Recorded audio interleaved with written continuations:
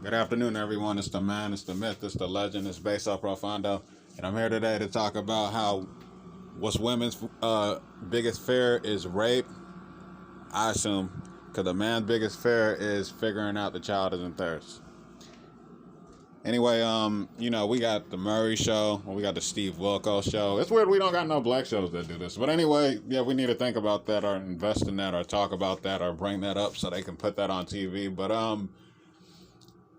I think a woman's deepest fear is getting raped by some weirdo in the alley or something like that. I don't know if that is their deepest fear. I mean, I don't know how they would feel about if the guy got her pregnant. You know what I'm saying? If the guy would be caught when the kid comes out through the child's blood and they can trace it back to a criminal or the culprit. But a man's deepest fear is figuring out the child isn't his. And there's a couple of reasons why. Because one, a man wants a child that's his, that he can call his own. You know what I'm saying? No man wants to sign a birth certificate and to figure out, and if you guys don't stay together, to figure out that the child isn't his, and over them 18 years of paying child support, you know what I'm saying? That would really crush somebody. Because how would you feel if you went 18 years, you know what I'm saying, thinking this kid is just yours? You get to 16, 17, you do a DNA test. That's why, smart people like me, when I have a kid, I'm doing a DNA test right there and now because I don't trust nobody, not even myself. But you've been taking care of a man's kid for the last 16 or 17 years. You know what I'm saying? I mean, you might be rewarded. You might get back your child support. She might have to pay back child support back to you for the next 17 years. But it doesn't even matter because money does not equal happiness.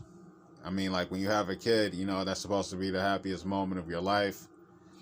Kids aren't replaceable. That doesn't mean when a kid dies, you can just replace it with another by having another kid. You're not never supposed to forget about that kid. You're always supposed to remember and cherish that child because that child was a whole different person and a whole different DNA makeup from this child that you have now. But that's just one. Two, men repulse at that. That's like the nastiest thing that can happen to men. You know what I'm saying? I think like the nastiest thing that can happen to women is cheating. They don't like that shit. They take that shit very serious. Saying they think that women take cheating so serious.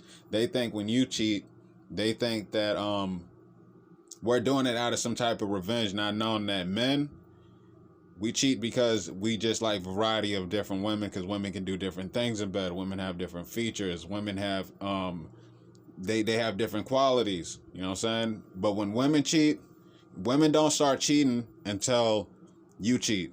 Son, if anything, up to then, every relationship story I heard, women don't cheat until you cheat.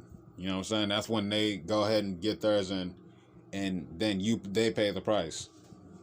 But that's why people gotta really understand that when it comes to things like that, you can't lie to people. Like all these shows on TV, like people always claim like I got family members that think that's made up, but it's not.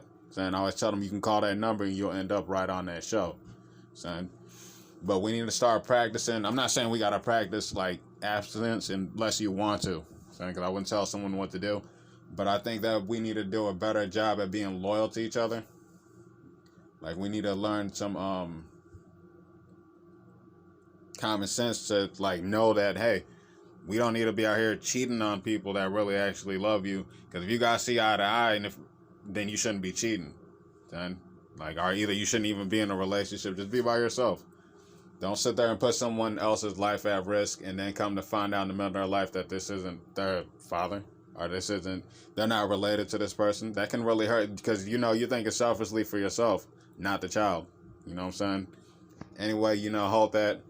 Have a great day. It's Beso Profundo. Peace. Like and subscribe, baby.